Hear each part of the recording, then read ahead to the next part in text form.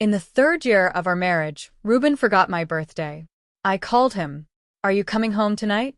No. I'm celebrating with my best buddy, who just got into a relationship. I nudged the best buddy lying on top of me. He's celebrating with you over there. The man's Adam's apple bobbed as he leaned down to kiss me. Then, let's give a round of applause for love. Chapter 1. I had Edward's pants halfway off when I suddenly got scared. My hand involuntarily retreated. Edward raised an eyebrow, looking down at me with deep eyes. What's the meaning of this? I felt a bit uneasy. After all, you're his best friend. This isn't right. We both knew who he referred to. Edward snorted, when you were all over me in the car. It didn't feel wrong. He glanced downward. Do you think this is appropriate now? Following his gaze, I glanced down at his waist, and my face turned red. It wasn't appropriate. I had been the one to seduce Edward. To leave halfway through was indeed rude. I thought for a moment. Should I call him? Ask if he's okay with the current situation? Edward deliberately moved his hips, a mischievous smile in his eyes. No. I pushed against his abs, trying to escape, but also reluctant. After all, it's my birthday today. What if he remembers and comes back to celebrate with me? It wouldn't be good if he caught us. Then go ahead and call. Edward said this, but didn't get off me. My face was pressed against his chest. My features distorted under his weight. I groped for my phone, struggling. He watched without helping. I finally reached my phone and called Ruben. Hey, are you coming back tonight? I asked. It was quiet on his end, so the sound of the shower was clear. Ruben's voice was low. No, I'm busy tonight. What's keeping you? Ruben sounded a bit irritated, his tone indifferent. Edward, my best buddy. Remember him? I tensed up. Did he know? I looked up at the man on top of me. Edward was struggling to hold back. Sweat beaded on his forehead, his full weight not entirely on me, but the crucial parts where my face flushed. Yeah, I remember. He finally got a girlfriend, and we're celebrating. What's she like? I asked. Very beautiful, very capable. Edward likes her a lot. The shower stopped, and I heard the door open. Ruben spoke faster. All right, gotta go. Edward's calling me. The celebration's starting. Edward watched my face as I hung up. So, is your husband coming back? I shook my head. No. He said you got a girlfriend, and he's celebrating with you. Edward smiled. Good friend indeed. Even knows about my new girlfriend. I felt a bit down. Ruben and I had been separated for a while. He played around a lot outside. I couldn't control him, but he never mentioned divorce. I felt he still had feelings for me. It's my birthday today, no matter how bad he was. I thought he'd come back to celebrate. I even guessed he might be delaying to surprise me. Turns out he really forgot. Seeing my distraction, Edward was displeased. Are we continuing? I nodded. Continue. You getting a girlfriend is a big deal. Let's give a round of applause for it. But I paused for a moment and continued in bed. I must lead, Ruben said. Edward's girlfriend is very capable. I wanted to see how capable I really was. Chapter 2. I discovered that no matter how obedient a girl is, once she lets go of outdated beliefs, liberating her body is surprisingly easy. I couldn't help but exclaim. So, I'm this open-minded. Before, Ruben said he liked me for being a good girl. I would lie on the bed, doing nothing. He would give me the best of everything. Later, when he became rich, he didn't like good girls anymore. He said I was rigid, like a dead fish in bed. I tried to learn to be open-minded. I bought several pieces of sexy lingerie, curled up in bed, waiting for Ruben. But by the time Ruben made a phone call, I had secretly changed back into my pink Hello Kitty pajamas. I couldn't be wild in front of Ruben, unexpectedly, fueled by alcohol tonight. I became the kind of woman I never dared to imagine. I almost wore Edward out. He pressed my head down. That's enough. That's enough. I told you I'm in charge. You can't interfere. Amused. He released his hand, placing both hands behind his head. So skilled. Did Ruben teach you? Why do you care? Just enjoy it. He hissed softly. Baby, how long have you been hungry? Chapter 3. Ruben and I were college classmates. After graduation, we got married and made our relationship official. He came from a poor family, but had ambition. I was beautiful and had a gentle, soft personality. Everyone said we were a match made in heaven. After graduation, we got married. We lived a harmonious life for a year. Then Ruben suddenly became wealthy overnight, and the circles he mingled in became increasingly chaotic. Initially, he liked obedient girls the most. Now he liked wild ones the most. So he stopped coming home much. Yesterday, I made a whole table of dishes waiting for him to come home by 8 o'clock or 9 o'clock at night. I still couldn't reach him on the phone. I suddenly wanted to check out the bar Ruben often visited. His secretary said he found many girls there, sexy, wild, and unique. I put on the lace nightgown I hadn't dared to wear before, covered it tightly with a trench coat. I just wanted to check out the bar, not to do anything. I told the bartender a watermelon juice. Please, the bartender teased me. The children's play area is to the right. I was so angry. Even a stranger dared to mock me. I unbuttoned the top button of my coat, revealing my white neck and a bit of collarbone. Give me the strongest whiskey. The bartender laughed. First time here. It's on me. As I sipped my drink, a stunning man walked in through the door. The man had broad shoulders and long legs, wearing a casual suit, standing tall with an extraordinary aura. When he walked, his waist exerted force, each step resonating with my heart. Turns out, the bar didn't only have wild women. It also had wild men. I squinted with lustful eyes, even fantasized about taking him home tonight, until the man walked straight towards me. I then realized the man was Ruben's good buddy, Edward. Sis-in-law. Drinking alone? Where's Lou? I don't know where he is. Edward nodded. They hung out in the same circles every day. How could he not know about Ruben's affairs? I have a business meeting with a client. His voice was low and pleasant. Okay, I continued sipping my drink. Edward went to the private room upstairs. Edward and Ruben were high school classmates and good friends. Later, Ruben and I attended the same university. Edward studied abroad. After returning, he helped Ruben get rich. I'd met him a few times. Ruben told me Edward came from a family of aristocrats. Appearing gentle and polite, but with an extremely cold personality, he was indifferent to women. Like a monk. What a waste of a good appearance. I quickly got a bit drunk, fueled by the alcohol. I ran to the dance floor. A man kept trying to unbutton my coat. Hey, beautiful. Are you hot? He asked, leaning close to my ear. No, I have a cold body. I shook my head. Let me help you take it off. He reached out, grabbing my coat, insisting on helping me take it off. No. I slapped his face. He got angry and dragged me outside. Bitch coming to a place like this. Pretending to be chaste. Seeing he was about to drag me out of the bar, Edward came down from upstairs. I hurriedly called out to him. Edward. Help me. The man dragging me immediately let go when he saw Edward, like a misbehaving schoolboy. Mr. Cheen. I didn't know she was with you, Edward coldly said. Let go of my sis-in-law. After that, I hazily got into Edward's car. He said he would take me home. The heater in the car was on full blast. I couldn't help but tug at my coat. The coat hung on my arm. Edward glanced at my exposed shoulder and turned down the heater. His voice was cold and deep when he spoke. Put your coat back on. I suddenly remembered Ruben saying Edward was cold and indifferent. A rebellious thought I'd never had in my 25 years came to mind. Sleep with him. Just tonight. I reached out my left hand and placed it on Edward's knee. Edward looked at me in surprise. Elma, what are you doing? I'm just resting it here, not doing anything. Take it away. No, be careful, or I'll throw you out. Throw me out then. I'm just a bit dizzy and need to hold on to something to sit steady.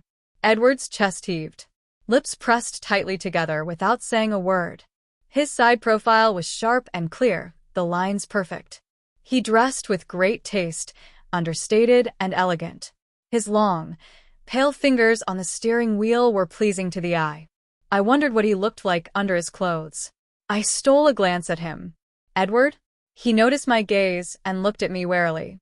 Do you have a girlfriend? No. He squeezed the word out between his teeth. Do you do one-night stands? I asked.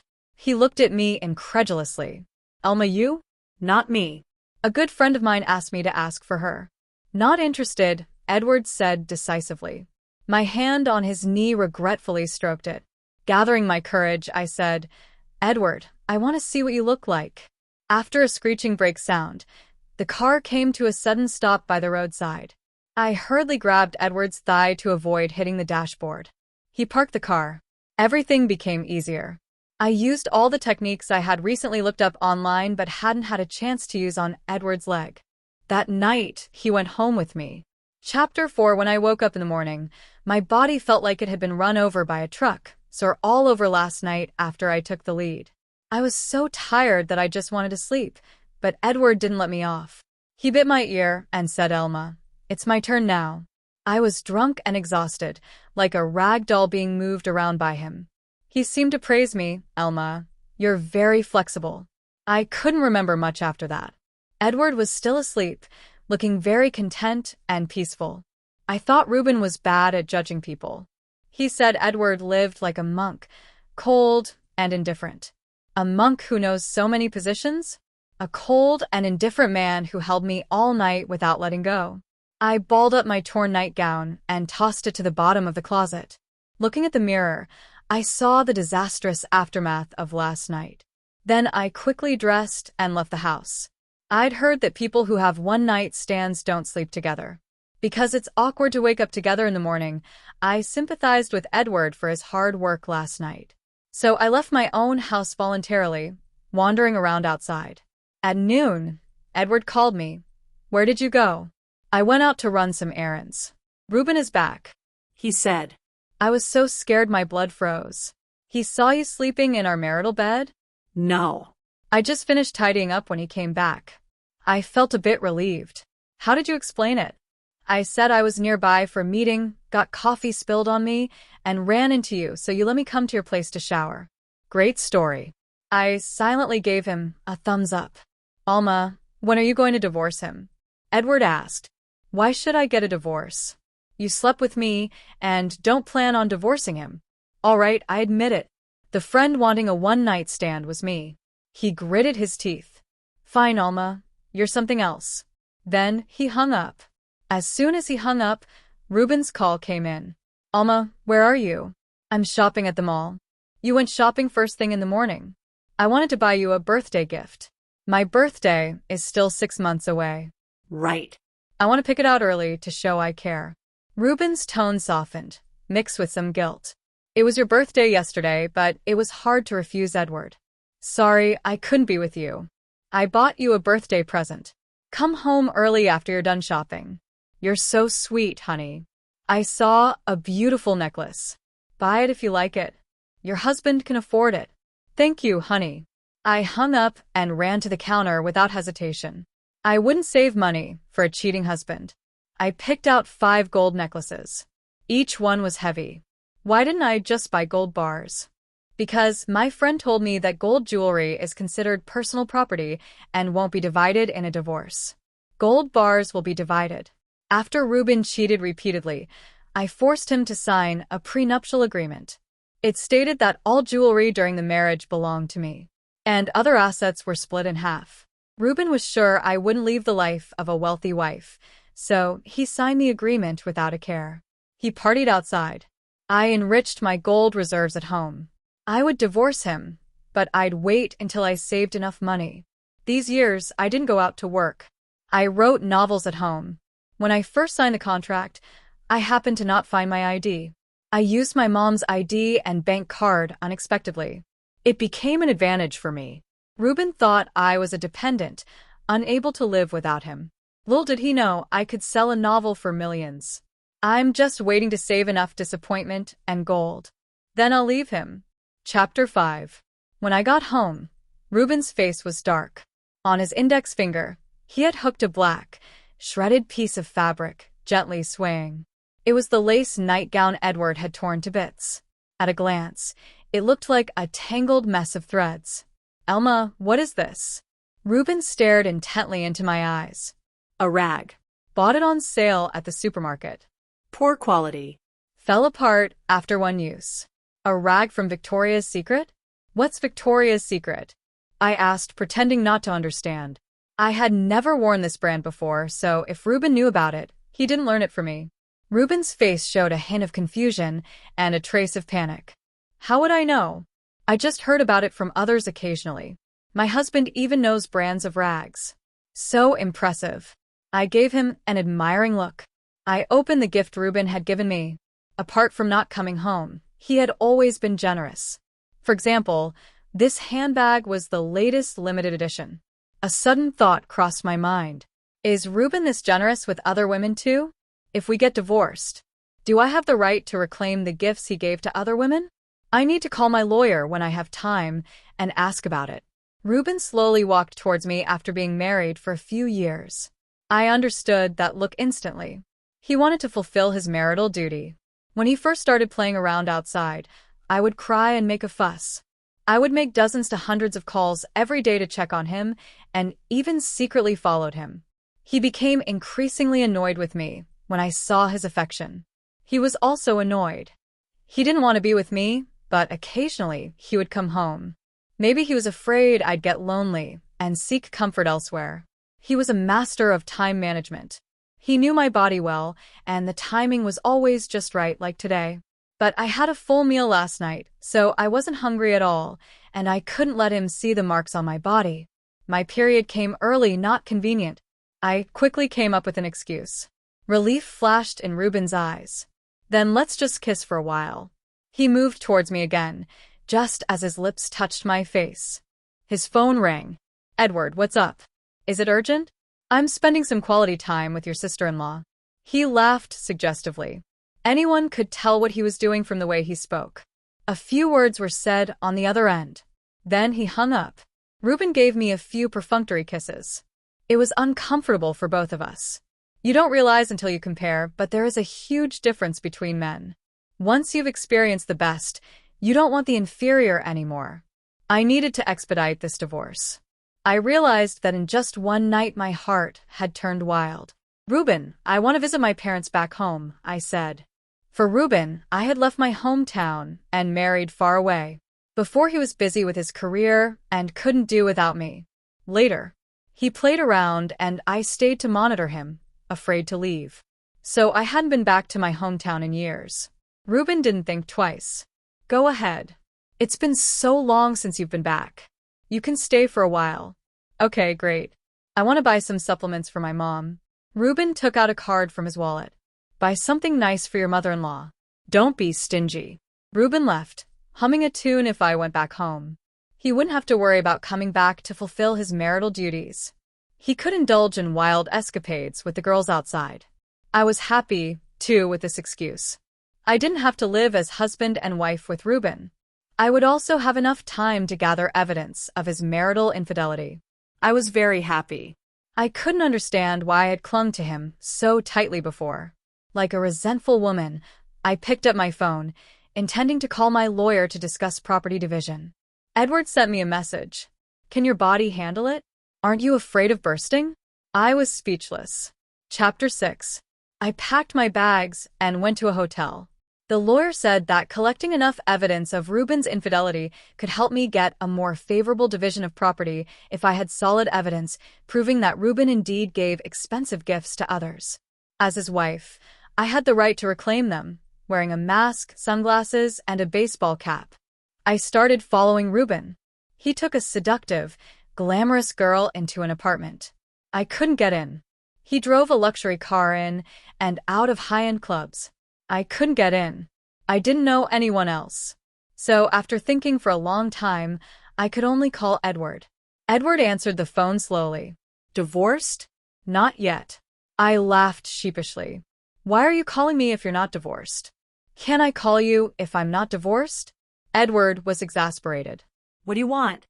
That night was an accident. If you don't get divorced, I won't have a second time with you. If you want me to get divorced, agree to one request. What? Come and pick me up. Wait there. 20 minutes later, Edward took me into the high-end club. It's chaotic in here. What are you doing here? You ignore me, but I want to see you. I lied through my teeth. That night was enough to soothe my 25 years of loneliness. I didn't have the guts to do it again. Edward's chin lifted slightly, and he spoke harshly. I don't want to see you, but the smile at the corner of his eyes betrayed him. Edward opened a private room and ordered a bottle of wine. He also ordered a glass of watermelon juice. The waiter said there was no watermelon juice. Edward threw a few bills on the table. If you don't have it, go buy it.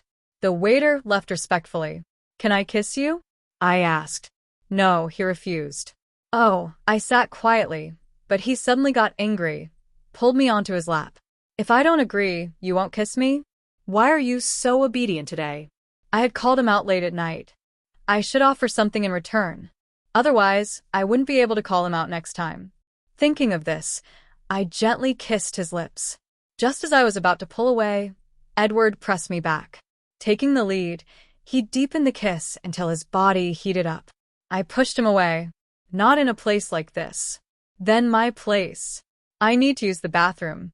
So exciting, I said. I need to pee. Edward laughed angrily. There's one in the private room. I'm afraid it'll be awkward. I ignored his physical reaction and left the room. I peeked into each room, trying to find where Ruben was cheating. Finally, my efforts paid off. I saw Ruben and a young girl making out. I took a few photos, but suddenly a hand appeared on my phone screen. Edward looked at me with a dark expression, saying you wanted to see me. Turns out you were looking for him. Alma, you really enjoy using me, don't you? No, he's that good. Do you know how many women he's played with? What kind of hopeless romantic are you to hold on to such scum? Can you keep your voice down? I pleaded with him. No. Edward's eyes were even angrier, his voice louder. You're his wife. Why are you sneaking around to find him? Elma, where's your dignity? My eyes immediately welled up. If he had scolded me like this a month ago, I wouldn't have felt so wronged. But now that I'd woken up, he came to scold me. I wouldn't accept it. Edward kicked open the private room door, shouting at the couple inside. Ruben, your wife is here. Ruben pushed the girl away, hurriedly putting on his clothes, but he had seen the world. By the time he came out, his eyes had regained their calm. He looked at me with disgust. Elma, you said you were going to visit your parents. Turns out you were spying on me. I feel suffocated being with you. You're like a dead fish in bed, but so controlling out of it, always wanting to monitor my every move. Do you know the more you push me, the less I want to come home? I laughed. You're good at turning the tables. Attacking first. Ruben, don't use your business tactics on me. Now you think I'm too controlling? When you asked me to quit my job to take care of you, cooking porridge and hangover soup every day, you didn't mind my control. When you drank yourself to sleep on the sidewalk and I dragged you home, you didn't say I was monitoring you. Now that you've got power, you can't stand me. Divorce. Ruben, let's get a divorce. Chapter 7. In front of Edward, I mentioned divorce. Ruben felt humiliated and agreed on the spot. Fine. Let's divorce. Let's see how you live without me. He thought I was just throwing a tantrum. After all, this wasn't the first time I had mentioned divorce.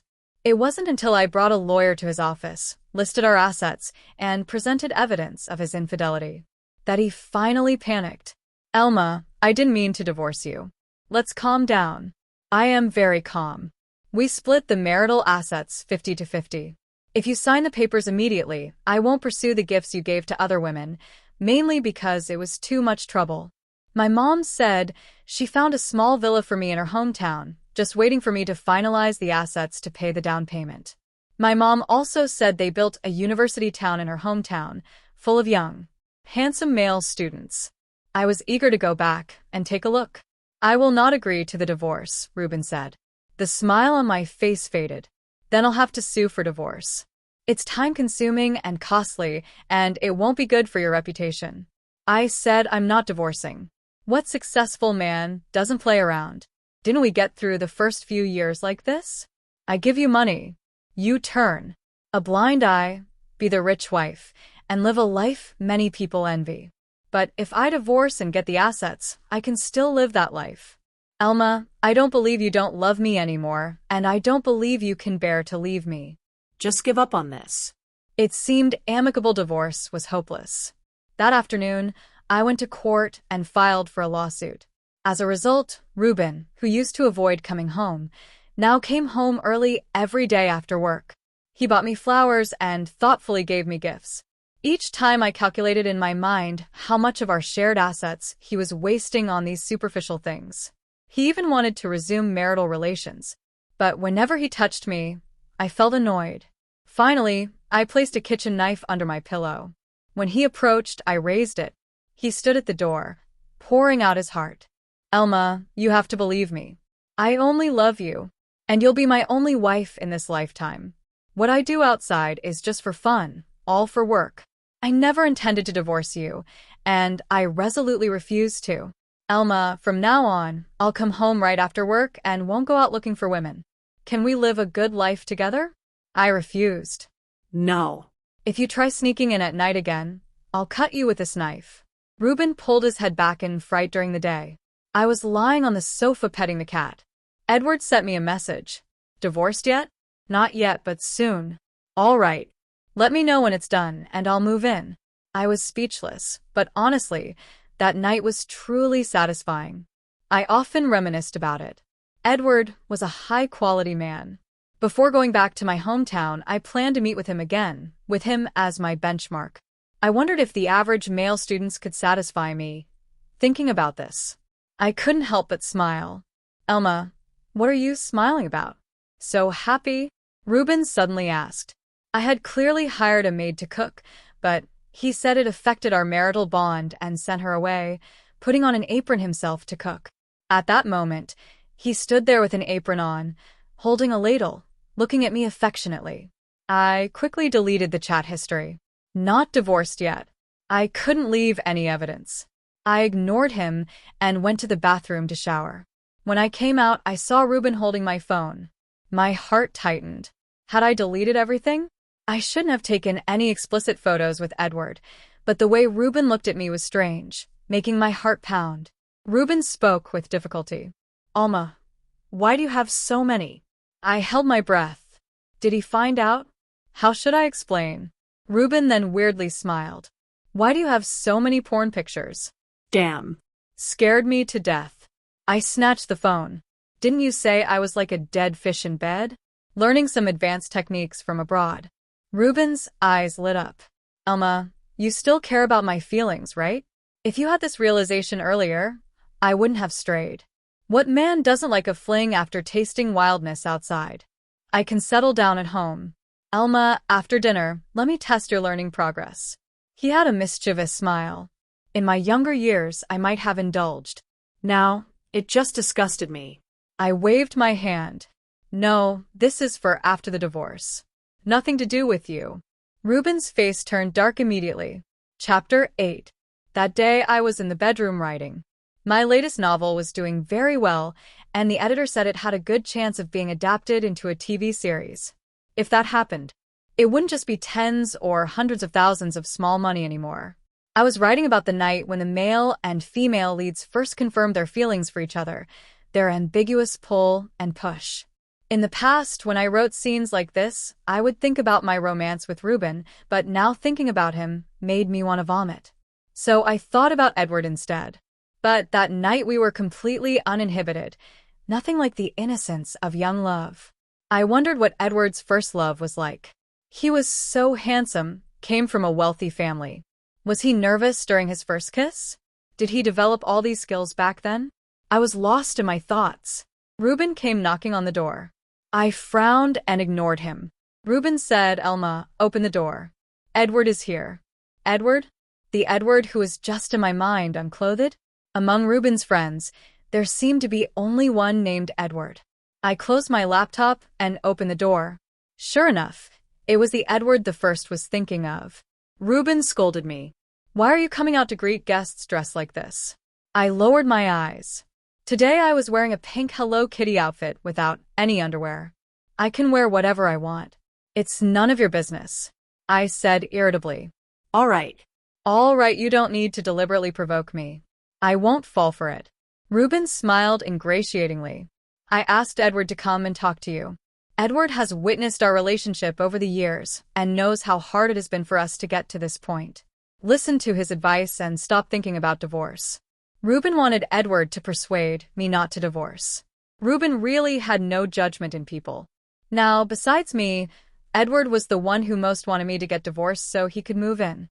But it was understandable. It was said that Reuben and Edward originally had an average relationship in high school. Later, some thugs bullied Edward, and Reuben stood up for him. This moved Edward, who had been indifferent since childhood. Since then, he always included Reuben in anything good, including helping Reuben start a business and make money after graduation. That night, when I had a fight with Reuben, Edward happened to see it. Reuben didn't want to escalate the situation. The most suitable mediator was Edward. I glanced at Edward. Come in. I want to see how you persuade me.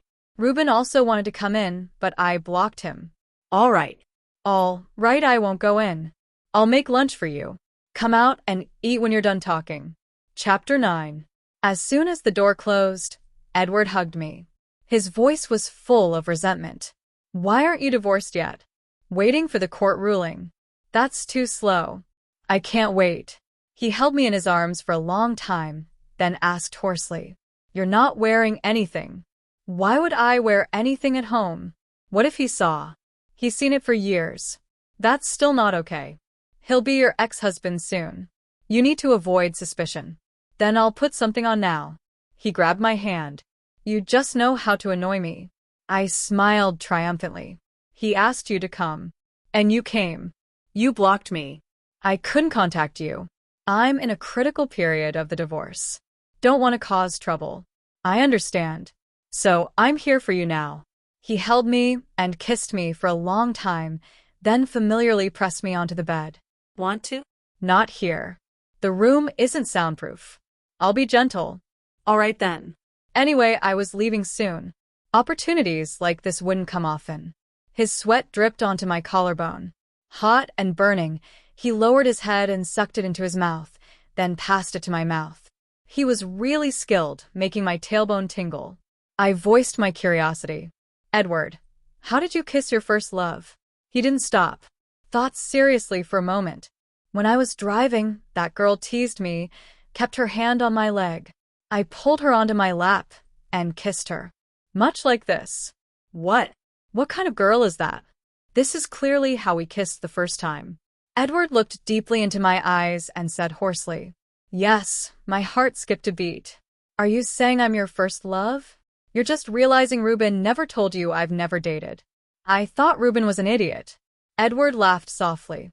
He is an idiot, not cherishing such a good wife, forcing me to make a move. I thought it was just Edward's sweet talk in the heat of the moment. Years later, I learned that Edward had coveted me for a long time. Then why are you so skilled? Edward kissed my forehead, seeing you. Many functions automatically activated. A burst of fireworks exploded in my brain. My heart pounded like it did during my first love at 18. From then on, when I thought of first love, I had a different image in mind. Reuben finished cooking and came to call us. Edward adjusted his clothes and went out looking refreshed. My clothes were stained, so I had to change. Reuben asked in confusion. Elma, why are your eyes red? Cried after being persuaded by me, Edward said without changing his expression. Then why is your mouth swollen? She wanted to cry but felt embarrassed, so she bit her lip. Edward added. Elma, do you also think the divorce was impulsive? Reuben asked with relief. I hate myself for not being impulsive 2 years ago, I said irritably. Reuben's face froze.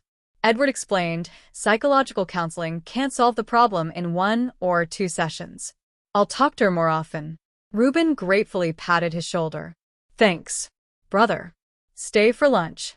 Edward waved his hand. Not this time. Maybe next. Before leaving, he sternly admonished me.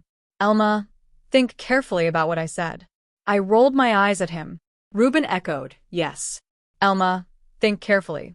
I rolled my eyes again. Reuben made crayfish. He peeled the tails clean and neat and placed them on a plate when we were dating in school. I liked eating crayfish but hated peeling them. Ruben always peeled them and pushed them to me. I thought if he could peel crayfish for me for a lifetime, that would be great. After we got married, he got busy with his career, and the peeling fell on me. I peeled them and put them on his plate, and he didn't even say thank you, Alma. I made your favorite crayfish, Ruben said, looking pleased with himself. I picked up the plate and dumped it into the trash. As I got older, I stopped liking them.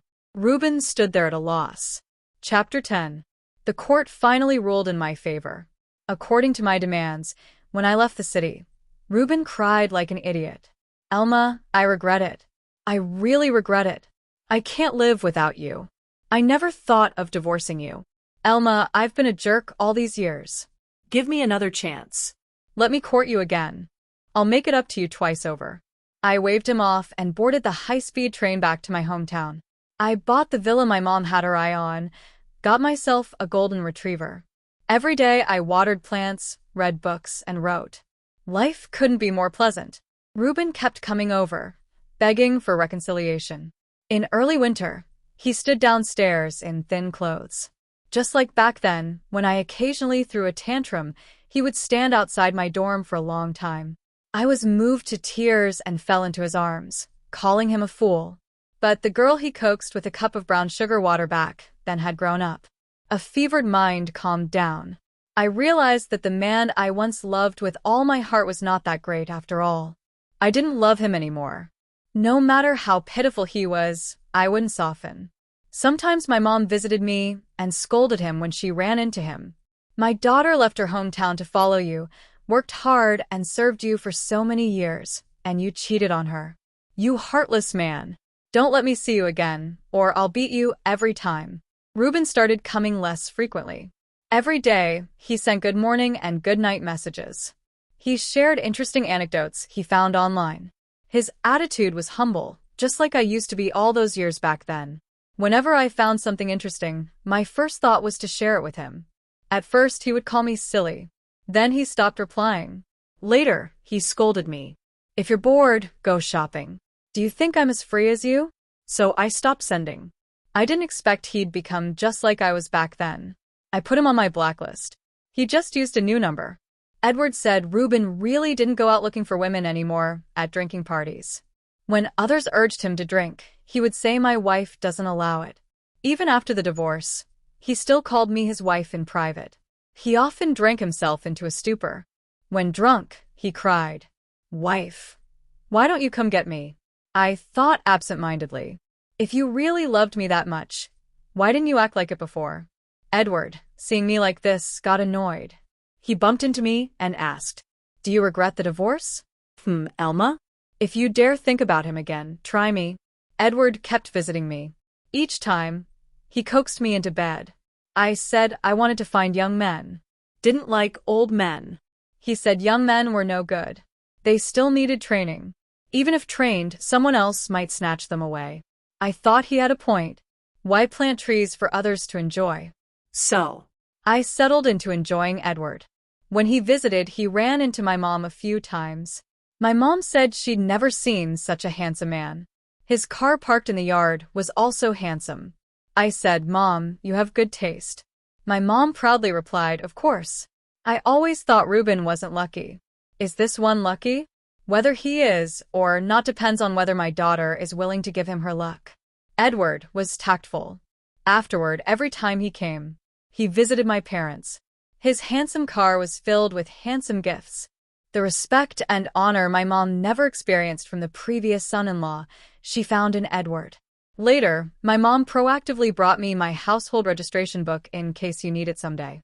One day, Edward found the household registration book while searching the drawer for condoms. He stopped what he was doing and immediately wanted to drag me to register our marriage. "Next time, bring your household registration book too." He raised an eyebrow, smiling lightly. "Since the day you divorced, my household registration book has been in my car." And so we hastily registered our marriage. Having experienced a failed marriage once, I made 3 rules with Edward. First, I won't move with you. If you want a marital life, you have to come to me. Second, if you cheat, we divorce immediately. Third, I don't want kids yet. You can't force me. Edward agreed to all, saying, "First, I like coming to your place, feeling the family atmosphere so you don't need to move. Second, if I cheat, I'll leave with nothing. Third, I don't want a kid either, to disrupt the happiness I finally found." Chapter 11. On New Year's Eve, Edward and I went to my parents' house to celebrate. Since graduation, this was the first time I spent New Year's with my own parents. Reuben used to say that in his hometown it was customary for the daughter-in-law to celebrate New Year's at her in-laws' house. Otherwise, it was considered a curse on her own parents. I believed his nonsense. Every year, I would carry big bags and small parcels to his house, neglecting my own parents. Edward was different. His mother passed away early, and he had a distant relationship with his father, so he liked coming to my house for New Year's at the dinner table. My mom was so moved that she cried. I realized that my foolish romanticism had hurt not just me, but also my loving parents. After dinner, we went outside to set off fireworks. I was laughing so hard I lost track of time and suddenly noticed someone standing outside the gate. It was Reuben. He had texted me the day before saying he wanted to spend New Year's with me. I didn't reply. He said he would come to find me. I said don't come. I didn't expect him to actually come. Reuben's puzzled eyes looked at me, then at Edward. He spoke in a dark tone. "Edward, why are you at my wife's house?" Edward chuckled. "Calling her your wife is inappropriate, isn't it? You're divorced, right? Alma is my wife." Reuben's eyes turned red. "Edward, explain yourself." Edward naturally put his arm around me. "Elma and I are married. I advise you not to go around saying Elma is your wife anymore. She is now my wife, Edward's wife. Edward, I considered you a brother. And you dare," Reuben, enraged, threw a punch. Edward protected me, blocking the punch with his elbow. Then he kicked Reuben to the ground. Reuben, weakened by his recent drinking, had no strength to fight back. Edward's fist mercilessly landed on Reuben's face. "I've wanted to beat you up for a long time, and here you are, delivering yourself." Reuben, beaten black and blue, cried out, "Edward, we're through." Edward sneered. "That's the best thing I've heard." Later, Reuben left the Chain family business and tried to go solo. He had previously relied on Edward's resources and protection. Within a year of graduating, he had skyrocketed. His own abilities couldn't support a company. Within 6 months, his company collapsed and he was in debt. He became the penniless Reuben once again, but this time he no longer had the unwavering Alma by his side. Edward's side story 1. In my sophomore year of college, I returned to China to visit my family. That's when I first met Alma. Reuben was very proud of her, and he said, "This is my girlfriend, Alma." Alma was beautiful and dazzling. Girls who look like her usually have very bold personalities. But Alma was very gentle. While we were eating, Reuben peeled a crayfish for her. She was deeply moved, her big eyes sparkling as they stayed glued to Reuben. At that moment, I thought, how could a girl be so easily satisfied? Edward's side story, 2. Since I was young, my parents didn't get along. My father had a mistress, and my mother argued every day. Eventually, she drove herself into madness and jumped off a building. I never felt the warmth of this world growing up. In high school, some bullies picked on me, and Reuben took a punch for me. That's how we became friends. After college graduation, Reuben asked me to start a business with him. I knew he wanted to use my resources, but it didn't matter. I let him. He brought Alma along. He said Alma gave up her future in her hometown for him. Back then, Alma's gentle eyes were filled with a steadfast light and expectations for the future. I admired her courage a lot.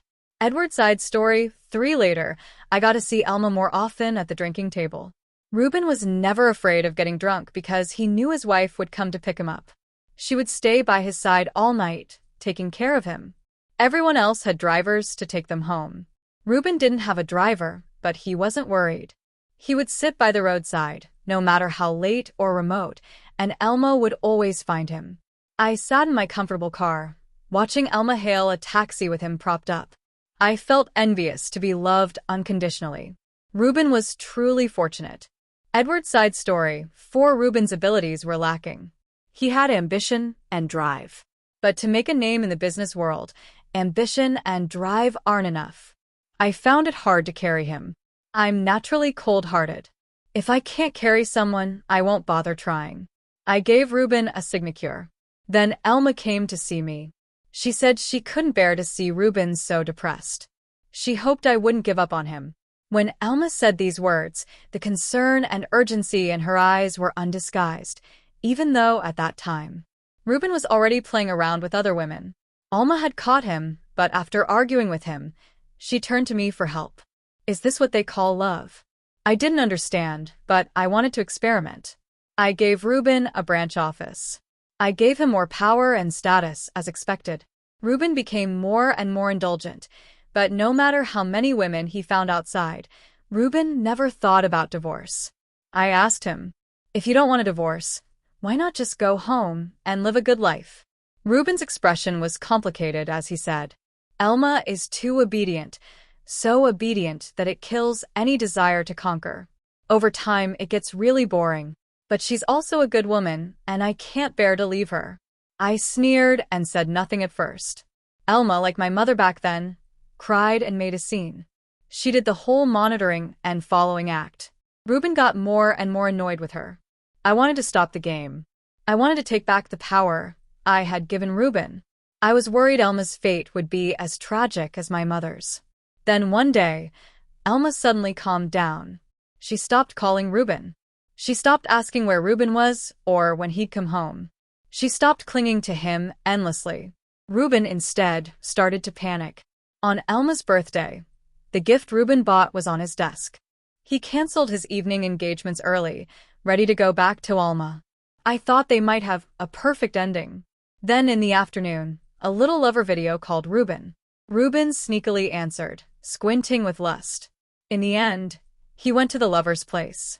So the ending was still tragic. I didn't expect to run into Alma at a bar that night, wearing lace under a trench coat. How was she obedient? She was wild beyond belief. I almost couldn't handle it. Afterward, having tasted the sweetness, I couldn't stop thinking about her. Anyway, her marriage was already rotten. I'd marry her, whether she's wild or obedient. I like her both ways. Edward's side story 5 Alma made 3 rules with me. I gladly accepted.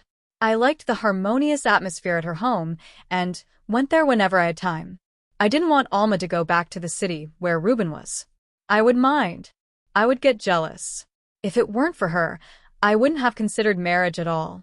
She enchanted me completely. How could I think of cheating?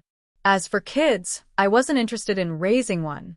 Then one day, Elma, sitting on top of me, suddenly wanted a child. The reason was that her golden retriever was too lonely. She wanted to find a companion for the dog. So we had our little rascal, Carl.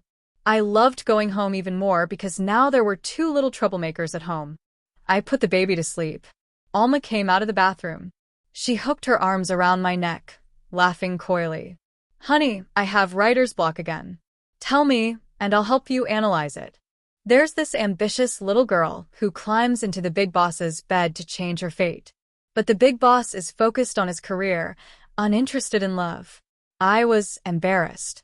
Just say it. What role do I have to play this time? Honey, tonight you play the big boss. No matter how I tease you, you remain unmoved, calm, and composed, with no desires. I sighed, holding my head. Elma, you really know how to challenge me. You know that as soon as I see you. No, you must act well. Elma put her hands on her hips, looking both fierce and adorable. All right, I gave in. But the second half is my turn.